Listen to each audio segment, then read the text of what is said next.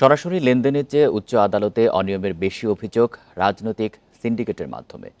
এজন্য শুধু সংস্কার নয়, দুর্নীতি দূর করতে আইনজীবীরা জোর দিচ্ছেন এই সিন্ডিকেট নির্মূলে। আদালতে কারো দলীয় পরিচয়কে গুরুত্ব না দেওয়ার দাবি তাদের। তবে আইন কর্মকর্তারা বলছেন, আগের সরকারের দুর্নীতির ধারা বন্ধে আরও সময় প্রয়োজন। সত্যিকারের স্বাধীন ও দুর্নীতিমুক্ত বিচার বিভাগ গড়তে আলাদা সচিবালয় ও বিচারপতি নিয়োগে স্বাধীন কমিশন গঠন সহ নেওয়া হয়েছে নানা পদক্ষেপ। কিন্তু এর মাধ্যমে কি সহসাই উচ্চ আদালতে দুর্নীতি অনিয়ম দূর হবে? এই প্রশ্নের উত্তরে বিগত দিনের অভিজ্ঞতা তুলে ধরে আইনজীবীরা বলছেন, সুপ্রিম কোর্টে মূলত বড় অনিয়ম হয় রাজনৈতিক সিন্ডিকেটের মাধ্যমে। আদালতের আদেশ কিংবা রায়ে থাকে দলীয় আইনজীবী নেতাদের প্রভাব। তারা দক্ষ না হলেও বিচার প্রার্থীদের ভিড় কমে না। অনেক সময় বিচারকের সঙ্গে বিশেষ সখ্যতার লোভ দেখিয়ে নেওয়া হয় মোটা অঙ্কের ফি। আইনজীবীরা বলছেন, এই সিন্ডিকেট ভাঙতে দায়িত্ব নিতে হবে বিচারক, আইনজীবী সহ সকলের। অবাক হবেন, ব্যারিস্টার রফিকুল হক, ব্যারিস্টার রকুনউদ্দিন মাহমুদের কাছ থেকে ব্রিফ কেড়ে নিয়ে গ্রামীণ ফোন থেকে অনেক কোম্পানিগুলো তারা তাপসকে নিয়োগ দিয়েছে, যার যে তাপস হাঁটুর বয়সীও না, বা তাপস অনুগত কেউ দাঁড়ালেই আমাদের ইভেন তদানীন্তন প্রধান বিচারপতিরা পর্যন্ত সাকাম হয়ে যেত, নার্ভাস হয়ে যেত। তো এই যে বুদ্ধিভিত্তিক দুর্নীতি, আর্থিক মূল্য হিসাব করেন তো কয়েক হাজার কোটি টাকার দুর্নীতি সুপ্রিম কোর্টে হয়েছে। প্রত্যেক জজের, বিচারকের এই আয় এবং ব্যয়ের এবং সম্পত্তির হিসাব সুপ্রিম কোর্টের যে একটা সেল থাকা বা প্রধান বিচারপতির নেতৃত্বে একটা ব্যবস্থা গ্রহণ করা, যেন তার মাধ্যমে এই ডিক্লারেশনগুলো দেওয়া হয়। শুধু আইনজীবী নন, দুর্নীতি অনিয়মে জড়িয়ে পড়েন খোদ বিচারপতিরাও। সম্প্রতি সুপ্রিম জুডিশিয়াল কাউন্সিল মোকাবিলা না করেই দুর্নীতির অভিযোগ নিয়ে 3 বিচারপতির পদত্যাগই এর বড় প্রমাণ বলছেন আইনজীবীরা। তবে রাষ্ট্রের আইন কর্মকর্তাদের দাবি, অন্তর্বর্তী সরকারের সময় আগের চেয়ে অনিয়ম কমেছে। পুরোপুরি পরিবর্তন হয়েছে সেটা আমরা বলতে পারছি না, কিন্তু অনেকাংশেই পরিবর্তন হয়েছে। যারা ক্লায়েন্ট, মক্কেলরা, তারা মনে করে যে এই আইনজীবীকে দিয়ে ওই জাজ সাহেবের কাছে গেলে হয়তো একটা সুবিধা পাবো, বা উনি একটু পলিটিক্যালি প্রভাবশালী, ওনাকে নিলে আমার সুবিধা হবে। বিচার বিভাগ সংশ্লিষ্টরা বলছেন, এখন কোনো রাজনৈতিক দল ক্ষমতায় নেই, তাই যে কোনো সিন্ডিকেট ভাঙার এখনই মোক্ষম সময়। Zahidul Bashar, Independent News, Dhaka. কর্মকর্তা কর্মচারী ছাড়া সচিবালয়ে প্রবেশের অন্য স্থায়ী অস্থায়ী পাস বাতিল করা হয়েছে। ঢুকতে পারবেন না সাংবাদিকেরাও। শুক্রবার স্বরাষ্ট্র মন্ত্রণালয়ের বিজ্ঞপ্তিতে এই তথ্য জানানো হয়েছে। এতে বলা হয়, নিরাপত্তার স্বার্থে এই সিদ্ধান্ত নিয়েছে সরকার। সাংবাদিকদের জন্য ইস্যু করা অ্যাক্রেডিটেশন কার্ড পরবর্তী নির্দেশ না দেওয়া পর্যন্ত বাতিল করা হয়েছে। তবে 15 দিনের মধ্যে পুলিশের বিশেষ সেলের মাধ্যমে অস্থায়ী প্রবেশ পাসের জন্য আবেদন করা যাবে। আগুন পরবর্তী সময়ে নিরাপত্তা বিঘ্নিত হওয়ায় এই আদেশ জারি করা হয়েছে বলেও উল্লেখ করা হয় বিজ্ঞপ্তিতে।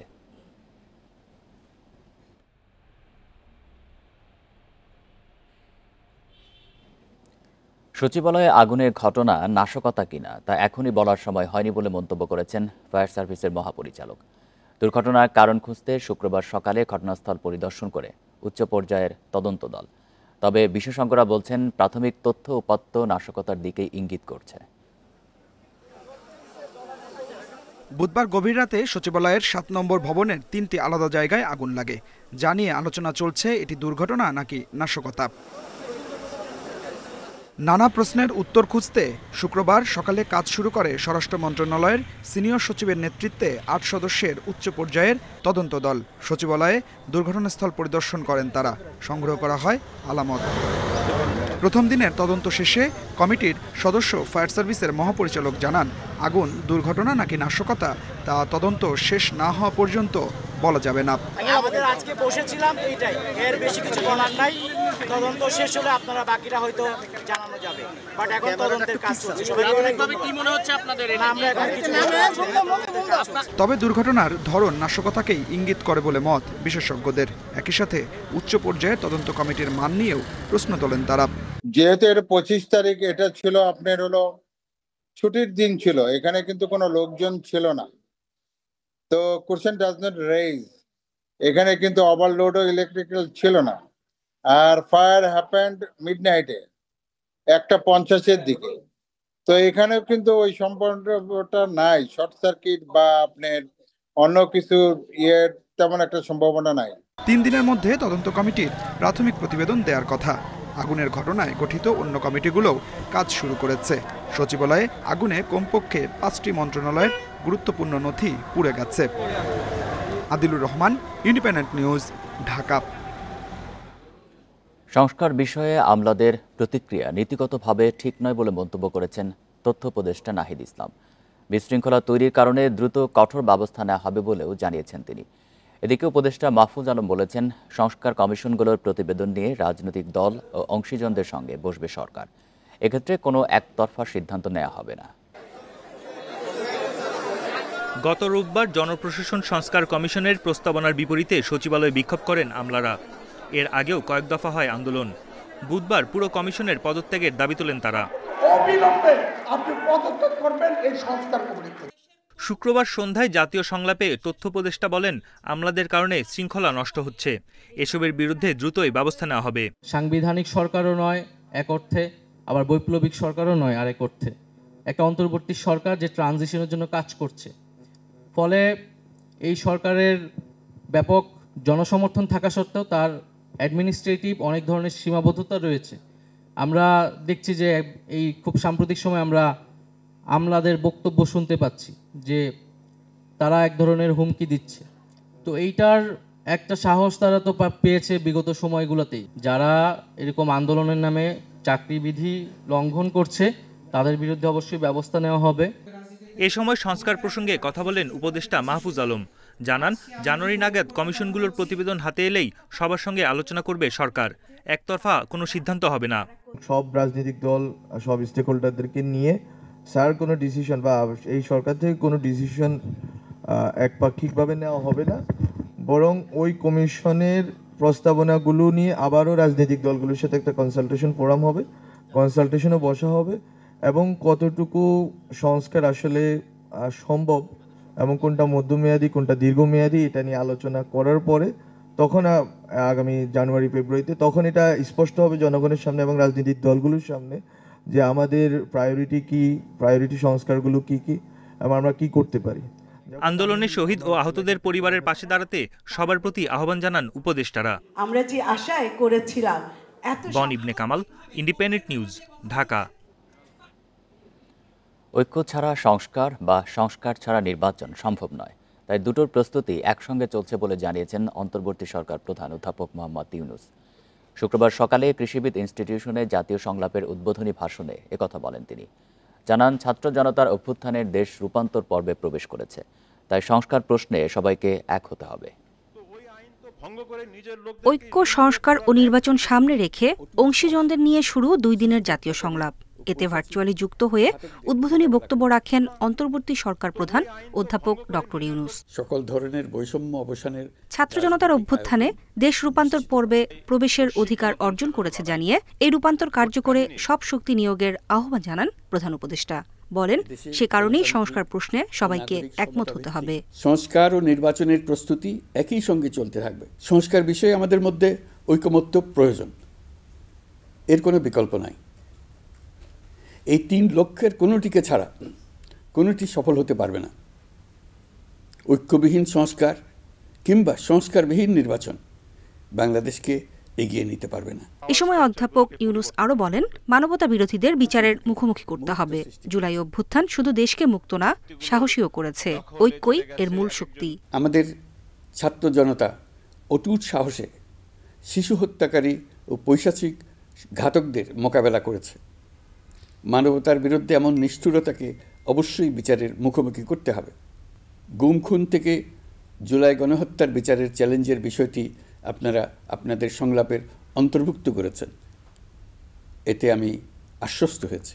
ফ্যাসিবাদ দেশকে সব রকমের আদর্শ থেকে বিচ্যুত করে অন্ধকারে নিয়ে গিয়েছিল জানিয়ে আবারও সাম্য, মানবিক মর্যাদা এবং সামাজিক ন্যায় বিচার নিশ্চিতের প্রতিশ্রুতিও দেন প্রধান উপদেষ্টা।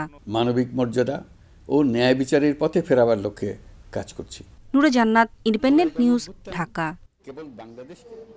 বিএনপি সংস্কারের বিপক্ষে নয়, তবে জনগণের ওপর কোনো কিছু চাপিয়ে দিয়ে সংস্কার করা যাবে না বলে মন্তব্য করেছেন বিএনপি মহাসচিব মির্জা ফখরুল ইসলাম আলমগীর। শুক্রবার দুপুরে রাজধানীর খামারবাড়িতে জাতীয় সংলাপে এই মন্তব্য করেন তিনি। সংলাপে সংস্কার ও নির্বাচন নিয়ে কাজ করার পাশাপাশি জনগণকে স্বস্তি দেওয়ার পরামর্শ দেন আলোচকেরা। 53 বছরের অভিজ্ঞতায়। ফলে রাজধানীর খামারবাড়িতে কৃষিবিদ ইনস্টিটিউশনে চলছে 2 দিনের জাতীয় সংলাপ। ঐক্য, সংস্কার ও নির্বাচন নিয়ে সংলাপে প্রথম দিনের আলোচনায় যোগ দেন রাজনীতিবিদ, শিক্ষক, অর্থনীতিবিদ, সরকারের উপদেষ্টা ও বিশিষ্ট ব্যক্তিরা। আলোচনায় সংস্কারের পাশাপাশি জনজীবন সহনীয় করার পরামর্শ উঠে আসে। যদি আমার পাশের বাড়িতে রাত্রিবেলা 11টার সময় ডাকাতি হয় সবচেয়ে সম্ভ্রান্ত বাড়ি এলাকাতে, তাহলে যদি ওই নিরাপত্তা যদি আমার না থাকে, কতদিন আমি সংস্কারের জন্য অপেক্ষা করে থাকব? সেহেতু সংস্কার খুব বড় স্বপ্ন, ঐক্য তার জন্য দরকার। নির্বাচনে যেতে হবে, কিন্তু তার আগে মানুষকে স্বস্তি দিতে হবে। বারে বারে জাতীয় পতাকাকে খামচে ধরার চেষ্টা করছে সেই পুরানো শকুন। প্রতিহতের জায়গা আমাদের বজায় রাখতে হবে। খালি ঐক্যের কথা বললাম কিন্তু প্রতিহতর জন্য তৈরি থাকলাম না, নিয়ন্ত্রণটা ছেড়ে দিবেন না। আলোচনায় সংস্কারের পাশাপাশি জনজীবন সহনীয় করার পরামর্শ উঠে আসে। সংলাপে বিএনপি মহাসচিব বলেন, বিএনপি সংস্কার চায় না এমনটি ঠিক নয়। সংস্কার প্রস্তাব জমা দেওয়ার আগে সব রাজনৈতিক দলের সাথে কমিশনের সংলাপে বসা উচিত বলে মন্তব্য করেন বিএনপি মহাসচিব। আমাদের দলের পক্ষ থেকে আমরা সব সময়ই গণতন্ত্রের সংস্কারের পক্ষে, অর্থাৎ গণতন্ত্র পৌঁছানোর জন্য প্রয়োজনীয় সংস্কার তার আমরা পক্ষে, তার জন্য আমরা কাজ করেছি, করব ভবিষ্যতে। একই সঙ্গে আমরা মনে করি যে জনগণকে বাদ দিয়ে কোনো কিছু করাই, উপর থেকে আপনারা চাপিয়ে দিয়ে কোনো কিছু করা যাবে না। সুতরাং আমরা সকলকে সঙ্গে নিয়ে সেই কাজগুলো করব। শনিবার শেষ হবে ফোরাম ফর বাংলাদেশ স্টাডিজ আয়োজিত জাতীয় সংলাপ। আমাদের মানসিকতার সংস্কার প্রয়োজন, তাহলে পরে আমাদের রাষ্ট্র সংস্কারটা কাজে দিবে। Jahanara Parvin, Independent News, Dhaka. BNP chairperson Begum Khaleda জিয়ার আগামী নির্বাচনে অংশ নিতে কোনো আইনি বাধা নেই বলে জানিয়েছেন অ্যাটর্নি জেনারেল মোহাম্মদ আসাদুজ্জামান। দণ্ডপ্রাপ্ত হলে শেখ হাসিনা সহ আওয়ামী লীগের নেতারা নির্বাচনে অংশ নিতে পারবেন না বলেও জানান তিনি। শুক্রবার সকালে রাজধানীর এফডিসিতে ডিবেট ফর ডেমোক্রেসি আয়োজিত ছায়া সংসদ অনুষ্ঠানে এসব কথা জানান অ্যাটর্নি জেনারেল।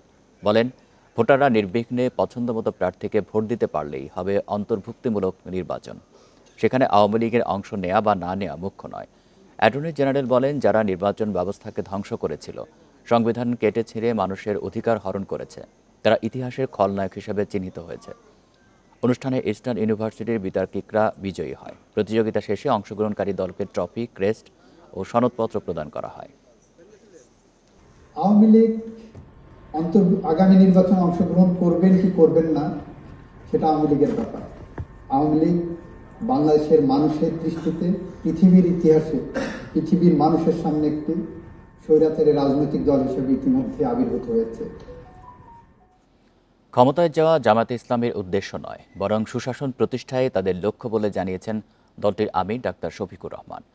শুক্রবার দুপুরে যশোর ঈদগাহ ময়দানে কর্মী সম্মেলনে একথা জানান তিনি।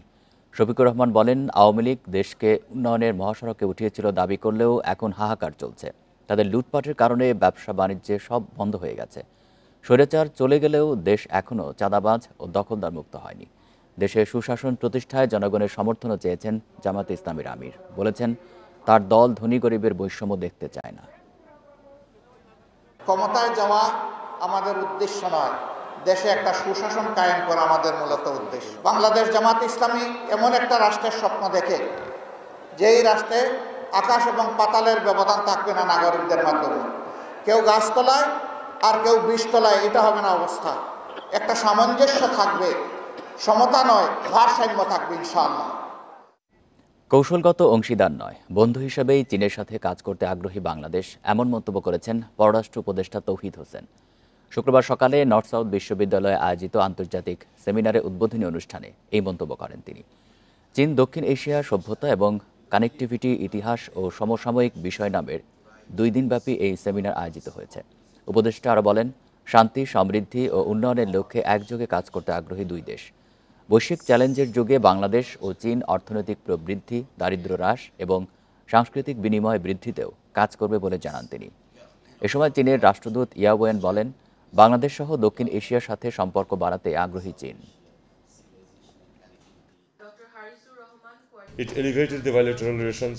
এবছর দুদেশের দ্বিপাক্ষিক সম্পর্ককে সমন্বিত কৌশলগত সহযোগিতায় উন্নীত করা হয়েছে।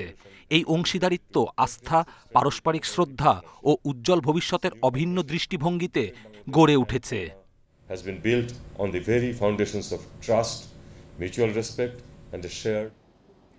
বেপরোয়া গতির কারণেই মুন্সিগঞ্জে এক্সপ্রেসওয়েতে প্রাইভেট কারকে ধাক্কা দেয় বাস। এতে দুমড়ে মুচড়ে যায় গাড়িটি। মারা যান একই পরিবারের 4 জন সহ 5 জন। আহত হয়েছেন আরও 15 জন। বাসটি জব্দ করা হলেও চালককে আটক করতে পারেনি পুলিশ। শুক্রবার বেলা 11টার দিকে ধলেশ্বরী টোল প্লাজায় দাঁড়িয়েছিল মোটরসাইকেল, মাইক্রোবাস ও প্রাইভেট কার। এই সময় মাওয়ামুখী ব্যাপারী পরিবহনের একটি বাস দ্রুত গতিতে প্রাইভেট কারকে পেছন থেকে ধাক্কা দেয়। এতে দুমড়ে মুচড়ে যায় সেটি। ছিটকে পড়ে মোটরসাইকেলটি। একটি বাস, একটি মোটরসাইকেল এবং একটি প্রাইভেট কারকে কিভাবে যে আসলে মেরে দিল, আসলে দেখে খুব খারাপ লাগলো। আমি যখন আসি তখন যে গাড়িটারে অ্যাক্সিডেন্ট করছে, তো তখন যে মানুষজন অ্যাম্বুলেন্সে ভর্তাছে। খবর পেয়ে ফায়ার সার্ভিস, পুলিশ ও সেনা সদস্যরা উদ্ধার কাজ শুরু করে। সরিয়ে নেওয়া হয় ক্ষতিগ্রস্ত যানগুলো। জব্দ করা হয় বাসটি। গুরুতর আহতদের ঢাকায় নেওয়ার পথে মারা যান কয়েকজন। ঢাকা থেকে একটি বাস মাওয়ার দিকে যাওয়ার পথে একটি প্রাইভেট কার, একটি মাইক্রো বাস এবং একটি হুন্ডাকে ধাক্কা দেয়। ধাক্কা দিলে ঘটনাস্থলে কয়েকজন আহত হয়।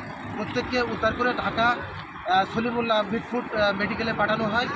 পুলিশ বলছে বেপরোয়া গতি এই দুর্ঘটনার কারণ। আইন অনুযায়ী ব্যবস্থা নেওয়া হবে।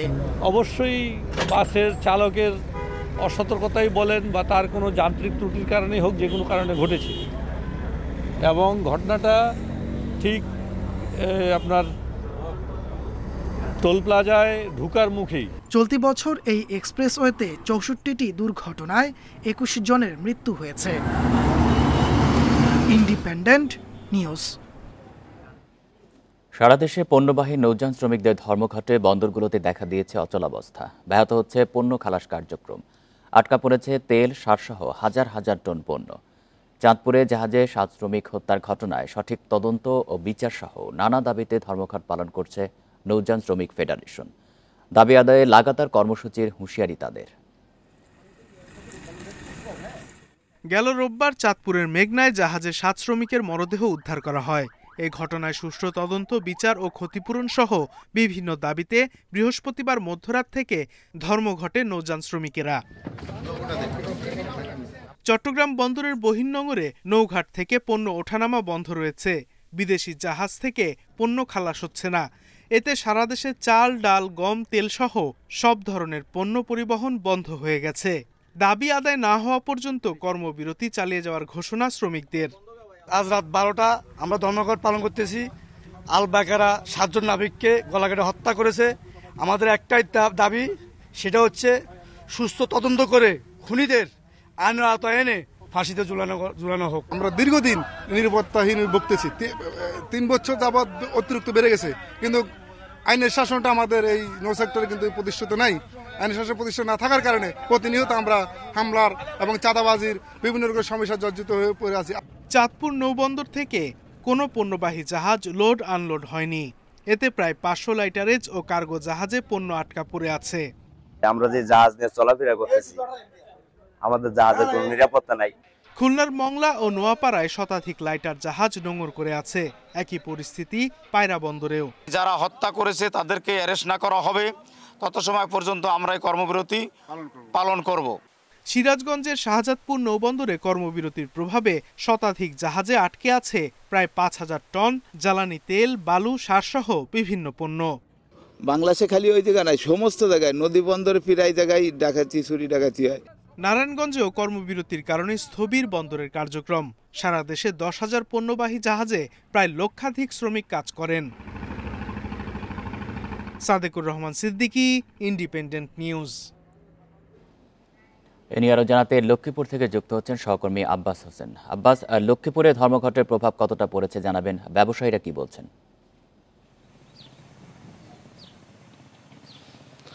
আসলে গত 2 দিন ধরে আমরা দেখেছি যে নৌযান যে ধর্মঘট সেটি কিন্তু এখন পর্যন্ত কিন্তু চলছে। অর্থাৎ আমি এখন যেখানে রয়েছে এটি মজুচৌধুরী ঘাট। আমরা সকাল থেকে এখানে দেখেছি যে কয়েকটি পণ্যবাহী যে লাইটারের কার্গো রয়েছে, জাহাজ রয়েছে, সেগুলো কিন্তু এখানে পূর্ণ ওঠানামা অর্থাৎ লোড আনলোড করা হচ্ছে না, সেখানে অবস্থান করছি। বিশেষ করে রামগতির চর আবদুল্লার যেই চর গজারি এলাকা রয়েছে, সেখানে আমরা যেটি খবর পেয়েছি প্রায় শতাধিক যে পণ্যবাহী জাহাজ সেখানে নঙ্গর করে তারা অবস্থান করছে। সেখানে রয়েছে সিমেন্ট, সার এবং চাল, যে অন্যান্য যে কয়লা থেকে চিনি, এই ধরনের পণ্য কিন্তু সেখানে রয়েছে। ফলে লোকসানের মুখে পড়তে হয়েছে এখানকার যারা শ্রমিক রয়েছে, তারা যেমন একদিকে লোকসানের মুখে পড়তে হচ্ছে যে তারা কাজ করতে পারছে না, তারা আন্দোলনে থাকতে হচ্ছে। অন্যদিকে যে ব্যবসায়ীরা রয়েছেন তারাও কিন্তু সঠিক সময়ে গন্তব্য যে পণ্যগুলো পুষতে না পারার কারণে তাদের যেই খরচ সেটি কিন্তু বাড়ছে, এমনটি বলছে। তবে আমরা অনেক শ্রমিকের সাথে আমি কথা বলেছি, তারা যেটি জানিয়েছে চাঁদপুরের যে সাত শ্রমিক হত্যাকাণ্ডের যে সুষ্ঠু তদন্ত করতে হবে, পাশাপাশি সঠিক বিচার করতে হবে এবং প্রত্যেক শ্রমিককে ক্ষতিপূরণ 20 লাখ টাকা করে ক্ষতিপূরণ না দেওয়া পর্যন্ত তাদের কি এই যে ধর্মঘট সেটি তাদের চলবে, এমনটি তারা জানিয়েছেন। এর বাইরে আমরা দেখেছি বা অনেক শ্রমিকের সাথে কথা বলেছি যারা জাহাজের মালিক রয়েছে বা এখানে যারা মাস্টার রয়েছে, তাদের সাথে আমার কথা হয়েছে। তারা যেটি জানিয়েছেন যে আমাদের শুধু লক্ষ্মীপুরে কিন্তু বিভিন্ন স্থানে যে চর গজারিয়া বা চর মেগা বা অন্যান্য যে এলাকাগুলো রয়েছে, কিন্তু সেখানে কিন্তু মোটা অঙ্কের চাঁদা দিতে হয়। এই চাঁদা বন্ধ করতে হবে, আর এই চাঁদা বন্ধ না করলে তারা কিন্তু বিভিন্ন ধরনের সম্মুখীন হতে হচ্ছে, তারা মারধরের শিকার হতে হচ্ছে। অর্থাৎ এই চাঁদাবাজি সহ অন্যান্য যে দাবি আছে, যে দাবিগুলো যদি যতক্ষণ পর্যন্ত বাস্তবায়ন না হবে ততক্ষণ পর্যন্ত তাদের আন্দোলন সেটি তারা চালিয়ে যাবেন, এমনটি অনেক শ্রমিক আমাদেরকে জানিয়েছেন। তবে এখানে আমরা দেখেছি যে সিমেন্টের যে জাহাজগুলো রয়েছে বা কয়লার যে জাহাজগুলো রয়েছে তারা সেখানে অবস্থান করছেন এবং তারা নঙ্গর করে সেখানে রয়েছেন। তবে এতে করে প্রভাব পড়েছে যে সঠিকভাবে যে পণ্যগুলো সঠিকভাবে যে অন্য জায়গায় লোড আনলোড না করতে পারে, কিন্তু এটার প্রভাব আমরা দেখেছি বা তার প্রভাব এখানে পড়েছে, এমনটি আমরা দেখেছি। লক্ষ্মীপুর থেকে জানাচ্ছেন সহকর্মী আব্বাস হোসেন। সুনামগঞ্জে ছাতকে নৌপথে টোল আদায়ের নামে চলছে চাঁদাবাজি। প্রতিদিনই দুটি জায়গায় বিআইডব্লিউটি এর নামে 20 থেকে 30 লাখ টাকা হাতে নিচ্ছে সংঘবদ্ধ চক্র। ভুক্তভোগীদের অভিযোগ, উচ্চ আদালতের নির্দেশনা না মেনে একটি মহলকে অবৈধ সুবিধা দেওয়ার অভিযোগ রয়েছে বিআইডব্লিউটি এর বিরুদ্ধে। চাঁদা না দিলে মারধরেরও শিকার হতে হচ্ছে নৌযান শ্রমিকদের। নৌযান থামিয়ে এভাবে সুনামগঞ্জের ছাতকে চাঁদা আদায় করছে সংঘবদ্ধ একটি চক্র। নির্দিষ্ট ঘাটে পণ্য ওঠানামায় টোল আদায়ের কথা থাকলেও অবৈধভাবে চলন্ত অবস্থায় চাঁদা নিচ্ছে চক্রটি। আর এর পেছনে বিআইডব্লিউটি এর কিছু অসাধু কর্মকর্তার যোগসাজশ রয়েছে বলে দাবি স্থানীয়দের। এরা তো চাঁদা বেশি করে নিতে আছে আর কি, আমরা কিছু করতে পারি না। আমরা কিছু বলতে গেলে আমাদের গায়ে হাত তুলে মারধর করে। 15 দিন করে 2 মাস করে এই টেন্ডার দেয় এবং কোনো ছাড়া রিসিট ছাড়া। ছোট বড় সব নৌযান থেকে প্রতিদিন 8 থেকে 9 হাজার টাকা তোলা হয়। টাকা না দিলে শ্রমিকদের মারধরের পাশাপাশি লুটপাটও চালানো হয়। অভিযোগ রয়েছে দরপত্র আহ্বান করেও পছন্দের ব্যক্তিকে ইজারার দায়িত্ব দিয়ে আসছে বিআইডব্লিউটিএ। এরা টুকেন মুকেন কোনো কিছু নাই, এরা বলে ওই যে চান্দা দিতে হইব, চান্দই বলে। আমরা বলে যে এগুলা বিআইডব্লিউ ট্যাক্স দিতে হবে, বিআইডব্লিউ ট্যাক্স দিতে হবে 9,000 টাকা। এই বিষয়ে কথা বলতে রাজি হননি বিআইডব্লিউটি এর কেউ। তবে টাকা আদায়ের বিষয়টি জানে ঊর্ধ্বতন কর্তৃপক্ষ। আপনি স্পট কোটেশন কিভাবে দেন? 2 বার? কোন জায়গায়? 2 বার না, আমরা তো 4 বার দিচ্ছি। কেন এটা তো কিভাবে দিচ্ছেন? না, এটা আমার হেড অফিসের থেকে এটা বলতে হবে। এটা যদি তুমি আমারে বলো যে এটা কিভাবে দেন, আমি বলতে পারবো না, কেন তারা এটা হেড অফিসের থেকে ছাড়া তো আমি দিতে পারবো না। গেল 21 অক্টোবর এক ব্যবসায়ীর দায়ের করা রিটের পর ইজারা বন্ধের নির্দেশ দেন হাইকোর্ট। Independent news. বড়দিন সহ বছর শেষের ছুটিতে পর্যটকদের ঢল নেমেছে মৌলভীবাজারের বিভিন্ন পর্যটন কেন্দ্রে। লাওয়াছড়া জাতীয় উদ্যান, মাধবকুণ্ড জলপ্রপাত সহ প্রাকৃতিক সৌন্দর্যে পূর্ণ অর্ধশতাধিক স্থানে ভিড় করছেন পর্যটকেরা। খালি নেই হোটেল ও রিসোর্টগুলো। পর্যটকদের নিরাপত্তা নিশ্চিতে ব্যস্ত ট্যুরিস্ট পুলিশও। হাওর, বাওর, ঝর্ণা, চা বাগানে ঘেরা মৌলভীবাজার। প্রকৃতির অপার সৌন্দর্য উপভোগে শীত মৌসুমে দেশ বিদেশের হাজারো পর্যটক ভিড় করেন সেখানে। শুভ বড়দিন সহ বছর শেষের কয়েকদিনের ছুটিতে পর্যটকদের পদচারণায় মুখর পর্যটন কেন্দ্রগুলো। নগর জীবনের ব্যস্ততা ভুলে প্রকৃতির ছোঁয়া পেতে মাধবকুণ্ড ঝর্ণা, লাউয়াছড়া জাতীয় উদ্যান, হাকালুকি হাওর, চা বাগান সহ অর্ধশতাধিক দর্শনীয় স্থানে পর্যটকদের ঢল। এই প্রকৃতিটা অ্যাকচুয়ালি আমাদের শহরে তো অত উপভোগ করা যায় না, এখানে উপভোগ করা যাচ্ছে। এই জিনিসটা অ্যাকচুয়ালি অনেক এনজয়মেন্ট হচ্ছে। 3-4 দিনের ছুটি পাওয়া গেছে, এই কারণে একটু ফ্যামিলি নিয়ে বেড়াতে আসছি। আমরা এখন মাধবপুর লেক হয়ে তারপরে লাউয়াছড়া জাতীয় উদ্যানে এসেছি। তারপর আমাদের আবার প্ল্যান আছে যে আমরা টি এস্টেটগুলো একটু ঘুরে দেখব। গণপরিবহন ও নিজস্ব যানবাহনে দর্শনার্থীরা ঘুরে বেড়াচ্ছেন বিভিন্ন বিনোদন কেন্দ্রে। খালি নেই কোনো হোটেল ও রিসোর্ট। ক্রিসমাসের যে ছুটি, এই ছুটি হিসাবে আলহামদুলিল্লাহ এনাফ আমরা পাচ্ছি, টুরিস্ট পাচ্ছি। আমাদের দেশীয় টুরিস্ট আছে, কিছু বাইরেরও আছে। হ্যাঁ, পর্যটকদের নিরাপত্তা নিশ্চিতে প্রতিটি বিনোদন কেন্দ্রে টুরিস্ট পুলিশের পাশাপাশি মোতায়েন রয়েছে সাদা পোশাকের পুলিশ। আমরা যখনই কোনো নিউজ পাই, সেটা 999 হোক, কোনো পর্যটকের মাধ্যমে হোক, আমাদের টিম সর্বদা তৎপরতা আছে এবং আমরা সঙ্গে সঙ্গে আমরা উদ্ধার কাজ বা যে কোনো আইন শৃঙ্খলা বিঘ্নকারী পরিস্থিতি হলে আমরা সামর্থ্য চেষ্টা করি। বছর শেষের ছুটিতে প্রায় 50 লাখ পর্যটকের সমাগম ঘটেছে বলে ধারণা পর্যটন সংশ্লিষ্টদের। Independent news. দেশের ইতিহাসে এই প্রথম কোনো দুদক কমিশনারের দুর্নীতির অনুসন্ধানে নেমেছে সংস্থাটি। ঘুষ দুর্নীতির মাধ্যমে শত কোটি টাকার অবৈধ সম্পদ অর্জনের অভিযোগ রয়েছে সাবেক কমিশনার জহুরুল হকের বিরুদ্ধে।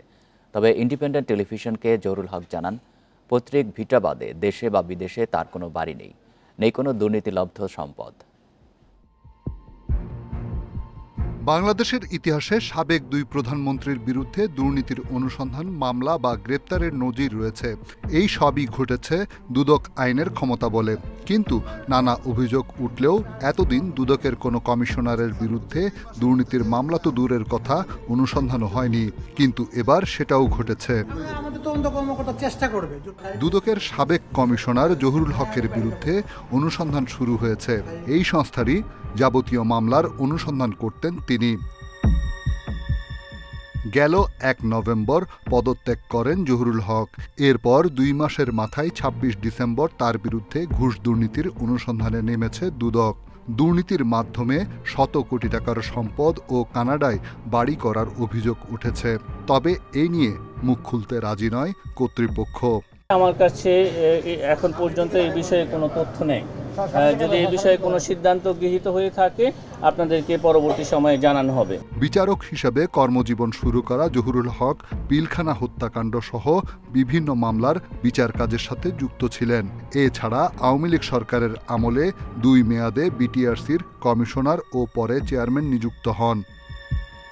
আমি আমার সারা জীবনে পৈতৃক সম্পত্তি ছাড়া আর কোনো সয় সম্পত্তি নাই। বাইরে কেন, দেশেই কিছু নাই। একেবারেই বললাম না, যদি কখনো কোনো কিছু পান তাহলে আপনারা যেমনি পান সরকারিভাবে নিয়ে নেন। আর যে সজীব জয়ের কথা বলে, উনি ছিলেন আইসিটির অ্যাডভাইজার। আমার সঙ্গে তো তার কোনো সম্পর্ক নাই। উনি যখন আসতেন তখন দেখা সাক্ষাৎ হতো। 24 ডিসেম্বর দুদকের সাবেক এই কমিশনারের পাসপোর্ট বাতিল করে বিদেশ যাত্রায় নিষেধাজ্ঞা দেয় স্বরাষ্ট্র মন্ত্রণালয়। রিশাদ হুদা, ইন্ডিপেন্ডেন্ট নিউজ, ঢাকা। রাজধানীর কারওয়ান বাজার সংলগ্ন পান্থকুঞ্জ পার্ক রক্ষার দাবিতে নাগরিক সমাবেশ করেছেন পরিবেশ আন্দোলনের কর্মীরা। শুক্রবার বিকেলে পার্কের ভেতরে এই সমাবেশ হয়। পান্থকুঞ্জ প্রভাতী সংঘ এবং বাংলাদেশ গাছ রক্ষা আন্দোলন এই সমাবেশের আয়োজন করে। পান্থকুঞ্জ পার্ক ও হাতিঝিলে এলিভেটেড এক্সপ্রেসওয়ে নির্মাণে কাজ চলছে। কেটে ফেলা হয়েছে বেশ কিছু গাছ। বক্তারা বলেন, আইনের তোয়াক্কা না করে এবং পরিবেশের কথা না ভেবে অপরিকল্পিত উন্নয়ন চলছে। এসব বন্ধের দাবিতে 15 দিন ধরে পার্কটিতে আন্দোলন করছেন পরিবেশবাদীরা।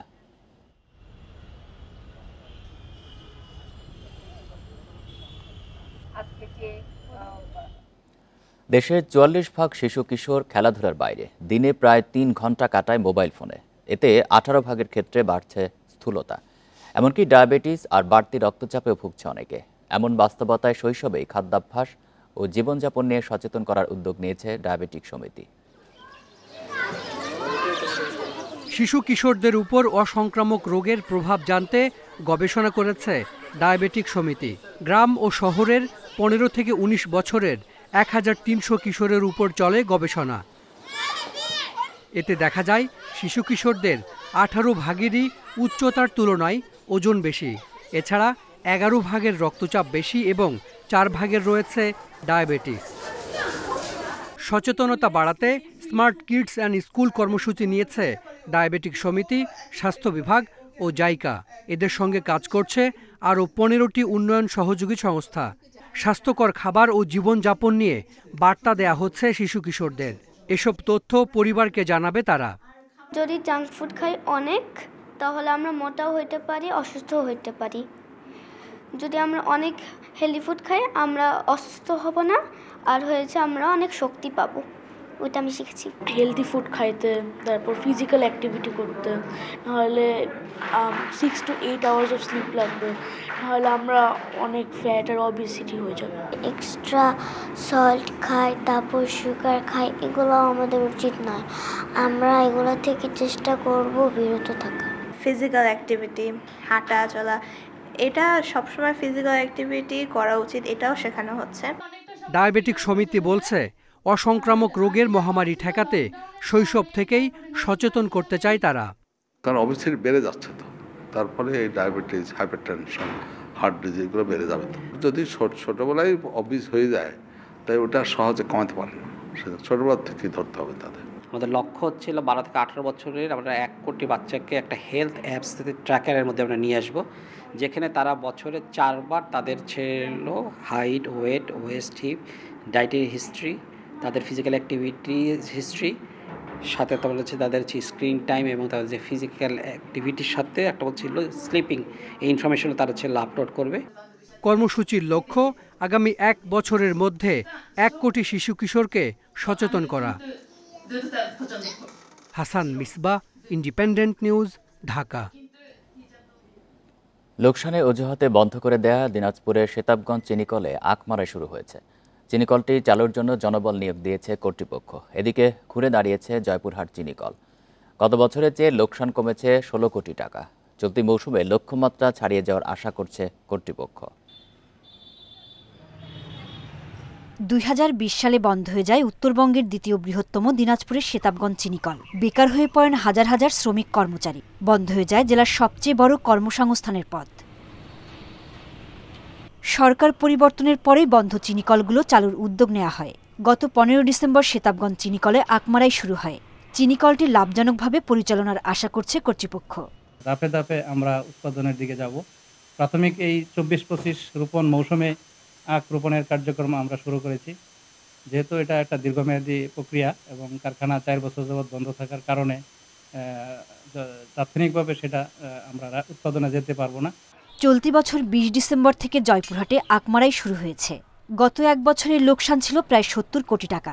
এবার লোকসানের পরিমাণ কমেছে 16 কোটি টাকা। আখের মূল্যটা ভালো পাচ্ছি, যা বিধায় আমরা আবার আখ শুরু করেছি। ইনশাআল্লাহ আমি প্রতি বছরই লাগে কম বেশি, এবছর আমি 2 একর লাগাবো। গত বছর দাম পাচ্ছি এবং টাকা পয়সা নেন ক্লিয়ার, এজন্য 1 একর কুশার এই বছর আবার লাগাইছি। রংপুরে বন্ধ হয়ে যাওয়া শ্যামপুর এবং গাইবান্ধার মহিমাগঞ্জ চিনিকলের আখ নিয়ে চলবে দেশের বৃহত্তম জয়পুরহাট চিনিকল। অন্যান্য যে কোনো ফসলের তুলনায় আখ আবাদ করে বেশি লাভবান হবে এবং এই উত্তরবঙ্গ ভারশিল্প প্রতিষ্ঠানটি বর্তমানে যে 1 মাস 1.5 মাস চলতেছে, এটা ইনশাআল্লাহ আগামীতে 3 মাস 3.5 মাস চলতে পারবে। চলতি মৌসুমে জয়পুরহাট চিনিকলে উৎপাদনের লক্ষ্যমাত্রা ধরা হয়েছে 3000 মেট্রিক টনের বেশি। সোহেলি জাহান, ইন্ডিপেন্ডেন্ট নিউজ। এই ছিল এখনকার সংবাদে। ইন্ডিপেন্ডেন্ট টেলিভিশনের সব খবরের আরো বিস্তারিত জানতে চোখ রাখুন ফেসবুক, এক্স এবং ইউটিউবে। ধন্যবাদ সবাইকে।